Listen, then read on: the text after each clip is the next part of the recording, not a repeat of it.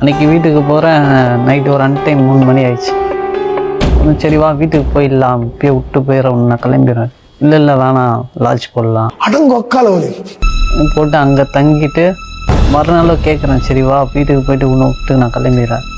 அன்றைக்கி ஒரு 3 நாள் அங்கேயே ஸ்டே லாட்ஜில். ஒத்த ரோசா பிள்ளைய ரொம்ப அற்புதமாக வளர்த்துருக்கம்மா நீ. அன்றைக்கி ஸ்டே பண்ணிவிட்டு மறுநாள் கூப்பிட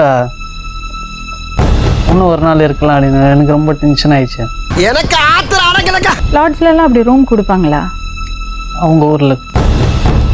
உனக்கு தெரியுமா அந்த லாட்ஜு? எங்கள் மாமாவோட லாட்ஜ். உங்கள் மாமாவோட லாட்ஜில் தைரியமாக போயிருப்பியா? என்னடி இது?